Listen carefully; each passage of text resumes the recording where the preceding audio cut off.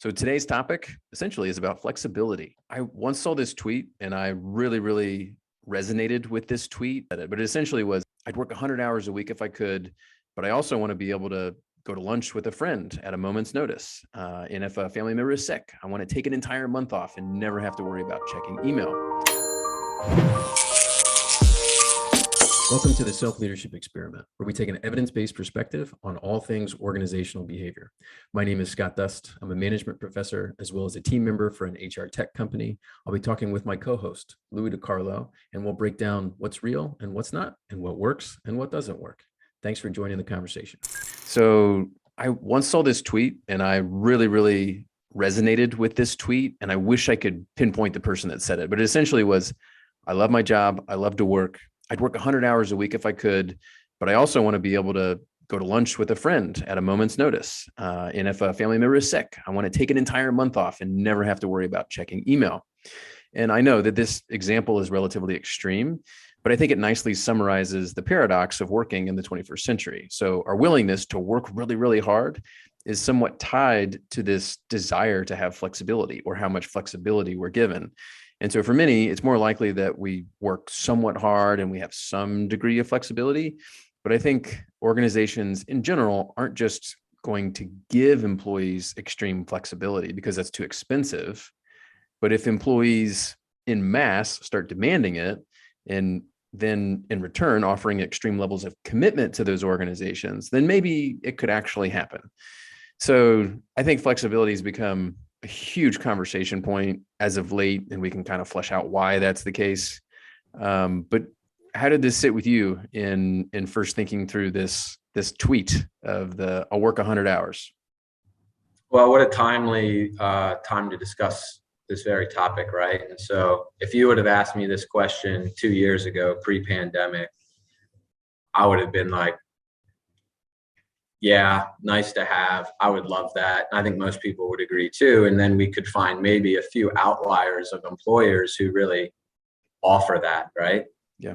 And now I think today we're coming up on almost 2 years from working from home or hybrid or some sort of flexibility around that, while others are transitioning back to the workplace full time, really grappling with this issue. Yeah. And I think it's shifted from, I hope I can find this in an employer, if not a deal breaker, to I think a lot of people are shifting their thoughts on this, right? And I would ask, like, what are you seeing? What is industry seeing across the board? What are you hearing? Where's the power shifting on this topic, and how important is it? And you know, what do you see? Yeah. So I wrote this during the COVID pandemic when everyone was forced to shut down in person and start working virtually. But I wrote this before the concept of the Great Resignation really started to hit.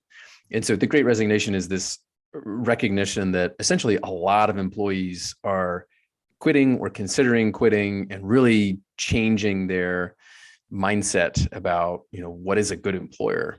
And so I wrote a piece that essentially said, this is in Fast Company, I don't think it's the Great Resignation. I think it's the Great Reprioritization, in that we always have had, income is important, and that is always going to be part of the conversation. And we have a laundry list of other things that are important, whether it's autonomy and opportunities for learning and growth, and support from our supervisors and good colleagues. And then somewhere in that list, there's always things like the ability to work from home, or flexibility, and also just family balance or work-life balance.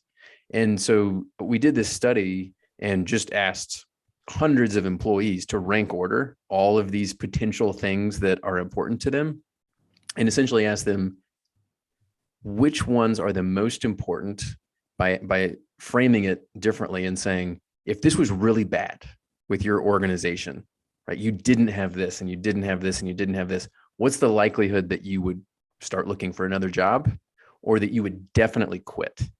And work-home balance and flexibility, and specifically being able to work remotely, were number 2 and number 3 behind income.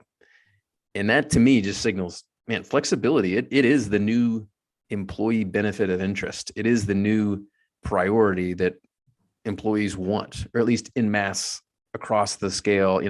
For the majority of employees, it's important now. I think we're seeing this in real time. Like in my experience over the last just several months, even half a year, maybe even going back a year, I hear from multiple different industries, just from people I have contacts in. People are leaving at an all-time high. We can't keep people. It's so hard to find talent.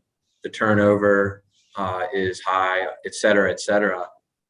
And a lot of this is just coming off of when people have had the ultimate flexibility of all time, right? In any working environment. So yeah, this is extremely important now, right? And I think we're about to redefine the norms across all workforce industries. And for once, I see the power shifting. Yeah. Especially, I've seen some of the big accounting firms work from anywhere, right? Mm-hmm. Forever. Yeah. Now, will that hold up? But for now, it certainly will, right? Yeah. Right. Yeah. And it's like, flexibility is very different across different industries. And there's so many different ways to create flexibility, whether it's work from home, work from anywhere, whether it's hybrid, whether it's work anytime and through any medium or any location. Like there's lots of different variations in there, but I do see, in general, I do think that's becoming a thing. And I do think that it wasn't until we as industry and business at large were forced to go that route. You had to create flexibility to keep the revenue coming in. And then all of a sudden we realized that we're actually still productive, even though we're letting people have more autonomy in deciding when and where and how to work.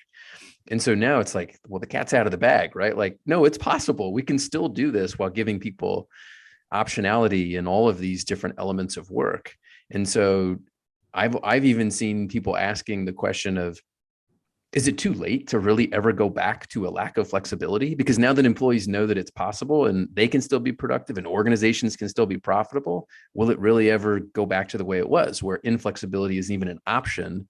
Because there's this assumption that a lack of flexibility is the trade-off for more efficiency. And I don't know that argument really holds anymore. No, I agree. I think for once we're seeing a shift from time in seat or time in front of your computer is not the metric to be measured. It's are you getting your job done? Are you getting your work done? Yeah. And let's manage. I think we'll see more of that. Yeah. Let's manage output. Let's not manage hours, right? Like if you can, I think that should be like a forward thinking approach, a progressive approach to work-life balance, where I think now that's almost what everybody expects, right? Even the old schoolers, right? Sure. They've even come on board with, maybe I don't need to be in the office all the time, or maybe it is okay to have that, coffee at 10 a.m. and as long as I'm back and getting my work done and not having anyone wait on me. Right. It's a big deal, right? Especially for knowledge workers, right? It's not the same for every industry, but I would say, in a decent portion of industries, right, it's not about hours, it's about high quality hours. And that then sometimes necessitates a break and necessitates, being on when you want to be on or whatever it might be. So yeah, I think it's here to stay for sure. All right. Thanks everybody for joining. For more resources on bridging the gap between science and practice for all things organizational behavior, head over to scottdust.com. And from there, you can subscribe to the newsletter and get additional evidence-based resources through social media, YouTube, and podcasts.